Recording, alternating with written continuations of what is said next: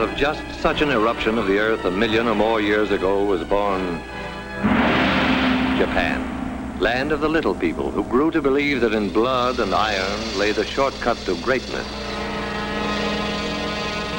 Land of philosophies and religions stranger than their names, like Bushido, the medieval code of slicing a victim with a samurai sword. Hako Ichiu, which means the four corners of the world under a Japanese roof.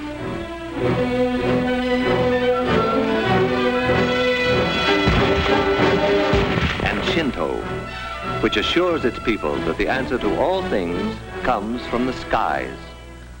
The truth of that one they were to discover. Old Japan was primitive. The history of the new Japan is a story of successful copying. On a tradition of peace and love of the soil, the new Japan suddenly turned its back and copied our locomotives, our planes, our great ocean-going liners. Even Tokyo might have been transplanted bodily from the Western world.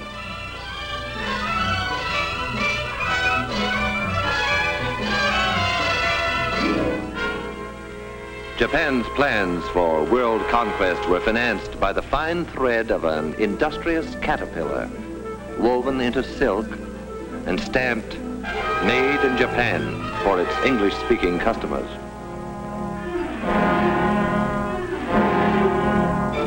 Soft silk sent away for hard scrap iron to be forged into weapons and returned to us eventually in hate.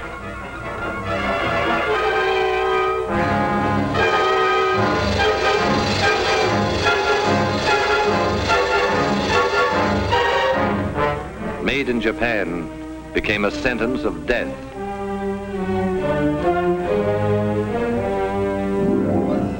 How will it end for the little people who wanted to enslave the world?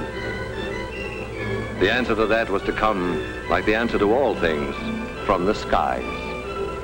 Only when it came, it was to be stamped, "Made in America," as it was, for instance, on Doolittle Day,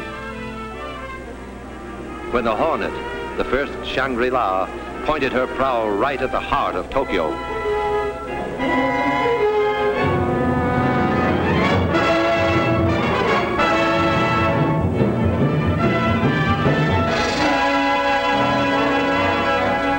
This was the first brief answer to Japan that came from the skies. It was not to be the last. General Doolittle vowed, "We're going back to Tokyo, and we shall go in full array and with mighty allies." A weapon was ready.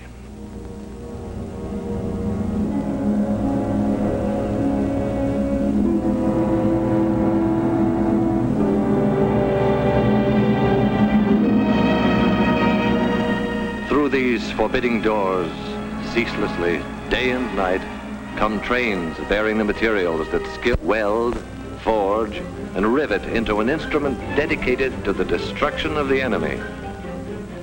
This is only one of many plants that one day appeared where just the day before, it seemed, was pasture land, or the place where they were building washing machines.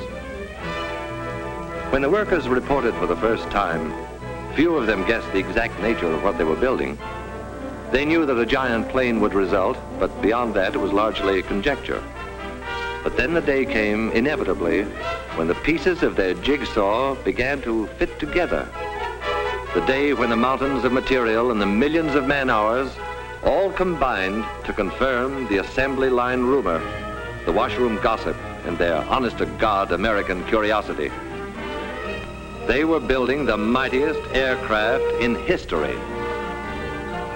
They were building a plane for the Army Air Forces that would reduce the huge fortresses and liberators to medium bombers. They were building the Boeing-designed B-29 Super Fortress. And this is how they built it. Enough aluminum is stored here to lay a silver carpet over every street in Tokyo.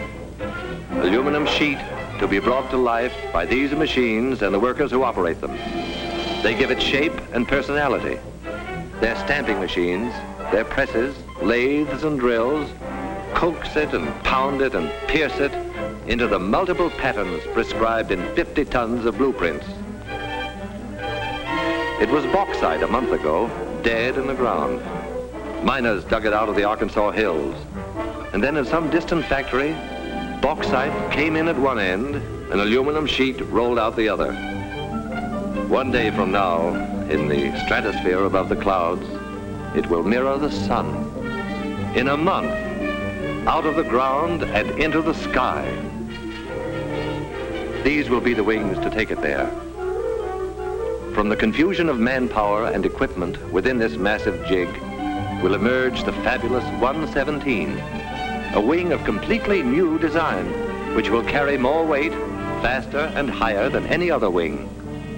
The jigs themselves, the fixtures and the tools were designed so that unskilled workers could be expert with them in a week, whether they were farmers or clerks, cotton pickers or housewives, salesmen or ex-soldiers. The wing is of awesome weight and dimension, yet a girl can lift it with about the same effort that she would need to adjust the flower in her hair. Space and the handling of bulky parts have always been problems in assembly production. The engineers who designed this plant solved both problems at once with a few strokes on their drafting boards. They moved traffic to the ceiling. Thus, they allowed workers more time at machines, and machines more time at work.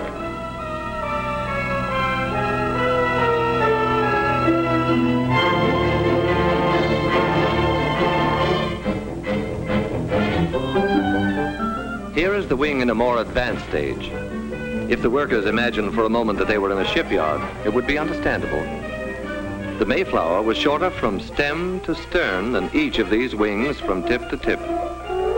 All the pilgrims who landed at Plymouth Rock could curl up within the gasoline compartments in the wing and sleep no less comfortably than on their long Atlantic crossing.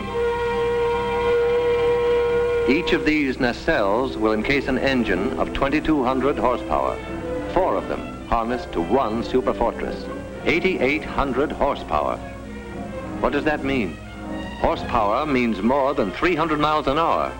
Horsepower means flying high enough to see all the New England states at once. Horsepower means victory in the air. When these skeleton nose sections are enclosed in aluminum and glass, they will be the most comfortable cockpits a bomber ever had. The windows cannot cloud or frost. The pilot's instrument panel is less complex than the dashboard of an automobile. Soundproofing allows talk without the interphone. And because the entire compartment is a pressurized tank, the air remains practically constant from prairie level to the rarefied atmosphere over the Himalayas. Back of the control cabin is the huge center section. Here the wings will be set. Here the bomb bays will hold the greatest weight of death ever lifted into the skies. Toward the tail, another big pressurized chamber will house the rest of the crew, except the rear gunner, who has a cabin to himself. If in some stratospheric emergency, a crew member must travel between front and rear pressurized compartments, he can slither through this connecting tunnel. An armor glass observation blister. Durable, crystal clear, eyes of every superfortress.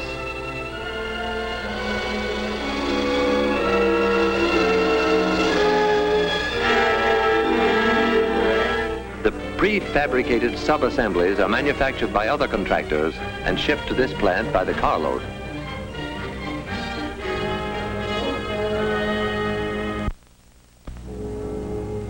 What has been shown here is being duplicated in plants all across the country. Identical miracles of modern machinery, nursed and tended and made productive by people who look and think like these people.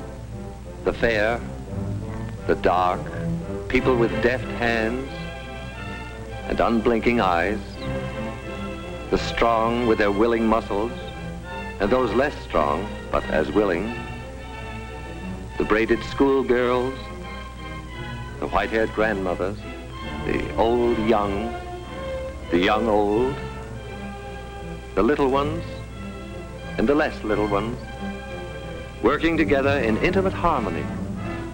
Their product, death. Their goal, peace. These workers are the lucky ones who see the finished product of their labor roll off the line.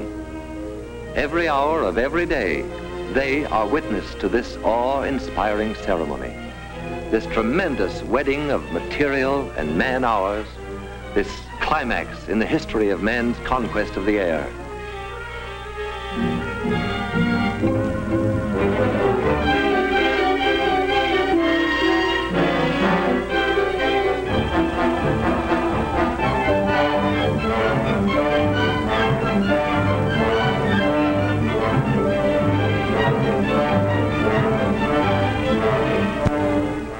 But what of the others who helped, however remotely, to create an aerial weapon they have never seen?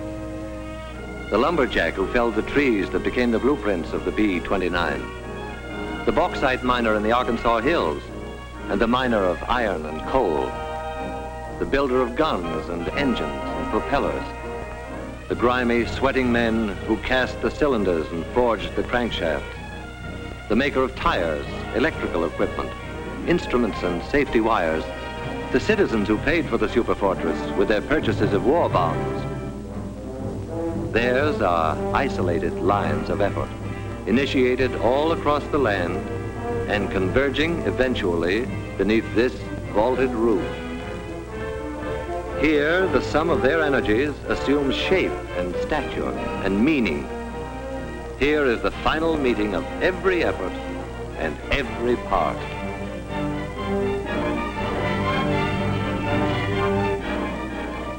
A bold insignia will proclaim to the enemy that this is the proud new weapon of the United States Army Air Forces. But it is our plane, too, because we, the people, built it. We conceived it, financed it, gave it wings.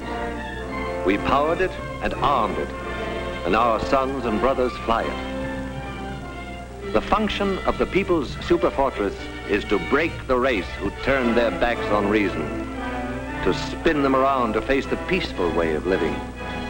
It is the people's answer to all the sneak raids, all the death marches, all the stabs in the back. It is our memorial to the fighting men who were not afraid to die, who bought with their lives the time we needed to make the weapons to win the war. Like this weapon, which 50 hours after its tests will be landing in India or China or some other faraway Shangri-La to regain its breath before the final assault for which the people destined it. Within the plant, work proceeds, but the workers cock their ears for a sound that regularly drowns the clatter of their tools. It is more than a sound. It is a song. This is the song they hear.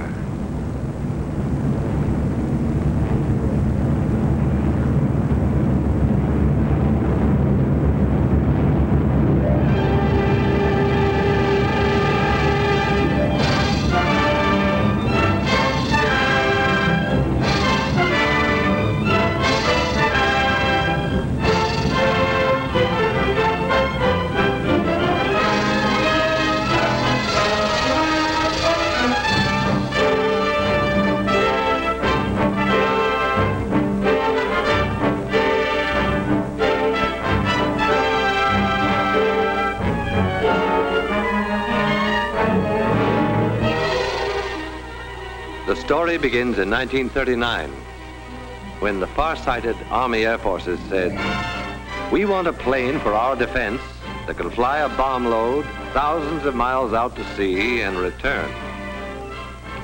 After 6 months' work, there was a tiny model which spent the next 6 months in a wind tunnel. And then there was a full-scale model which was subjected to every punishment man could devise for it. Only after a year of such tests did the Air Forces let contracts for planes that would be built to fight. The B-25 Mitchell is a big, strapping bomber, 67 feet across the wings, but it could reach Japan only if it took off from an aircraft carrier. Much bigger is the famed B-17 Fortress. 104 feet from wingtip to wingtip, it has ranged 1,400 miles over Japan's island conquests. but it cannot reach Japan itself from any base we now hold. The superfortress, wingspan 141 feet, longer than the Wrights' first flight through the air at Kitty Hawk. Range, altitude, and bomb load, secret, though the Air Forces do say of them laconically. Very long, very high, and very large. Because it is a global bomber, around it has been built an entire new Air Force, the 20th. The 20th War Theater is the world itself. Its operations room is the war room of the Chiefs of Staff in Washington. Its planes will be treated as a major task force, in the same manner as a naval task force is directed against a specific objective. Watch it come in for a landing. A revolutionary set of flaps that constitutes nearly 1/5 of the wing area gives the ship a low landing speed and a shorter landing run than many a plane half its size. All this great weight of superfortress is supported by a tricycle gear whose tires require less pressure than a child's bicycle.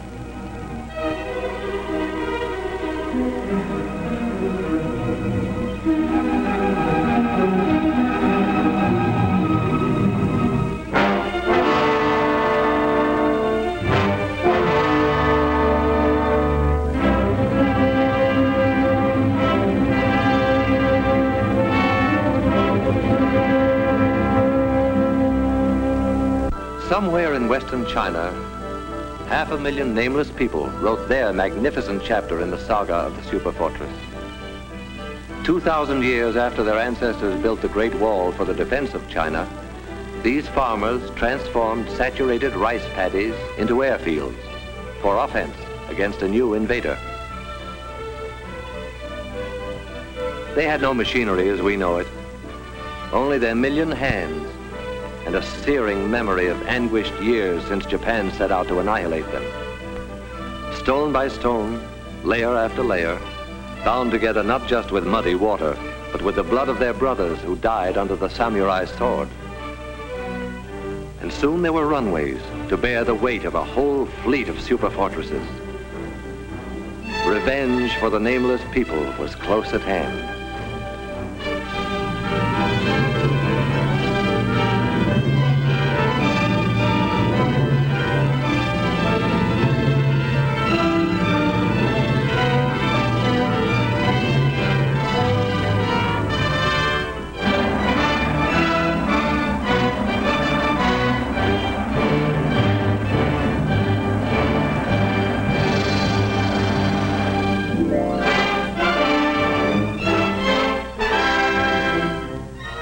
Even in China, land of miracles, the arrival of the superfortress is an occasion for everyone to turn out in curiosity and in welcome.